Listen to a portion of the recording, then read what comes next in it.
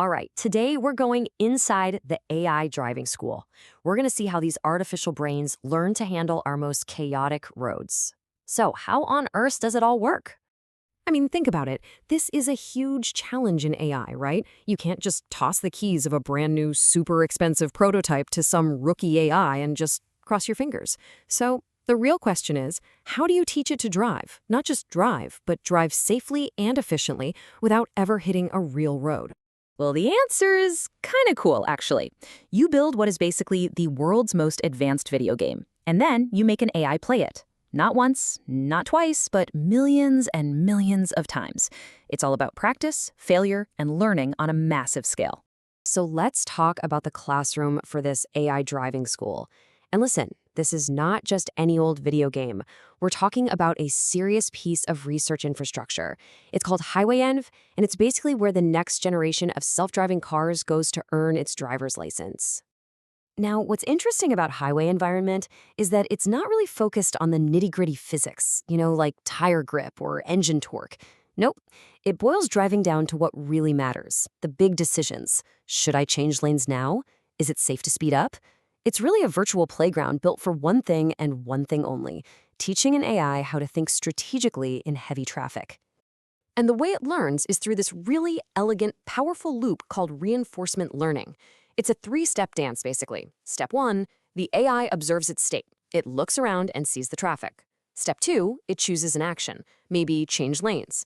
And Step 3, it gets a reward, or a penalty. You get points for driving fast and safely. You lose a ton of points for crashing. Now just imagine doing that over and over millions of times. Eventually, you don't just have a program, you start to have an intelligent driver. Okay, but here's the thing. Not all of these AI students are created equal. They learn in different ways. So let's meet a few of the pupils in this digital driving school, and we'll start with let's call it the cautious one. So our first student is the Deep Q network. You'll see it called DQN. And you can really think of this one as the super cautious by-the-book learner. Its whole mission in life is to calculate a quality score, a Q value, for every single move it could possibly make. And its strategy is simple. Always, always pick the move that promises the highest score down the line. And you know what? It's pretty darn good. In certain highway setups, a standard DQN can nail it over 90% of the time. But there's a catch. This cautious student has one big flaw. It's a little too optimistic. So here's the problem. The DQN has this tendency to overestimate how good its own moves are. And that can lead to some really bad decisions. So the researchers came up with an upgrade, the double DQN, and it fixes this by using a super clever trick. It's like having two brains. One brain is the optimist. It chooses what it thinks is the best action. But then a second, more skeptical brain comes in to evaluate if that action is really as good as the first brain thinks it is. And here's a look at the math behind that fix. On the left, you've got the standard DQN. See how it's using the same logic to both pick the move and judge the move? That's what causes that over-optimism. But now look at the right. The double DQN splits those two jobs up. It's a simple change, really, but it makes the AI a way more stable and reliable learner. All right, so once we got the basics down, the driving school started to see some, let's say, star pupils show up. And these aren't the models that are just following the rules anymore. No, these are the ones that are starting to truly master the art of driving. Yeah, these advanced models have all sorts of different strategies. You've got PPO, which is like the balanced driver. It never makes any sudden, jerky moves. Then you have this cool one, reweighted eco-attention, which is a master of focus. It learns to just ignore all the cars that don't matter and zone in on the immediate threats. That one hits a crazy 98% success rate. And then there's Hanoi World. This one is a visionary. It takes a totally different path by learning to predict the future. But let's pause on that last one for a second, because Hanoi World is different. See, most AIs learn by just trial and error, right? Crashing and trying again. But this model, it first learns an abstract model of how the world works. It's like it studies the rules of traffic before it even gets behind the virtual wheel. And the results of learning things this way? Absolutely incredible efficiency. Get this, Hanoi World can completely master a driving task in just 5,000 training steps. Just to put that number into perspective for you, a more standard model might need over 100,000 steps to learn the exact same thing. Hanoi World gets there 20 times faster. That's not just an improvement, that is a total game changer for how quickly we can train these things. So, okay, let's recap. We've got AIs scoring 98% success rates. We've got others learning 20 times faster. I mean, problem solved, right? We're done. Well, not so fast. Because now we have to talk about the biggest challenge in pretty much all of AI research, what we call the sim-to-real chasm, the massive gap between the simulator and the real world. In fact, one of the sources for this explainer puts it pretty bluntly.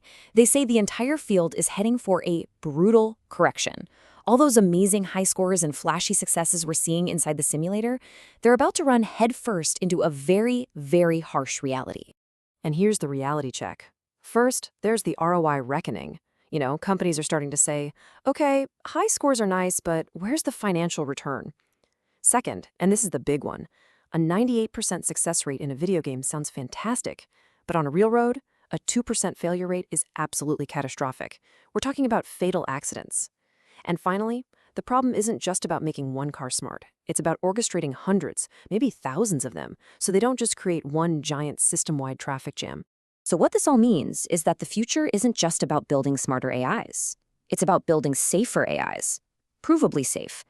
The path forward probably belongs to what are called shielded models. Think of them as AIs with a built-in safety guardian angel, a layer of code that can step in and override any risky decision, guaranteeing it can't make that one catastrophic mistake. Okay, so with that pretty serious reality check fresh in our minds, let's circle back to the simulator and look at the final leaderboard from the showdown. Who actually came out on top in the virtual world, and what made them so good? All right, here we go. Coming in at number 5, we've got a modified TRPO model. This was our speed demon hitting the highest top speed. At number 4 is Sapo, an agent that's a master of social coordination, especially in those tricky highway merges. In the number 3 spot, no surprise, it's our efficiency champion, Hanoi World, with its incredible 20x faster learning. Our runner-up, at number 2, is the reweighted ego attention model, which got the highest overall task completion at that incredible 98% success rate. And that brings us to our number 1, a model called Respond. This one is fascinating. It actually uses a reflection process, kind of like a large language model does, to think about its mistakes. And it used that to achieve a perfect 100% success rate in these specific simulator tests. But, as impressive as a leaderboard like that is, at the end of the day, the real takeaway is this. Getting a perfect score in a video game, even a really advanced one, is just the first step on a very, very long road. It's a critical step for sure, but it is absolutely not the final destination. And so, that leaves us with the one big question that everyone in this field, and really all of us, have to grapple with. Are we training these AIs to be really, really good at playing a game? Or are we actually teaching them how to drive on our roads right alongside us? The answer to that question is going to define the entire future of how we get around.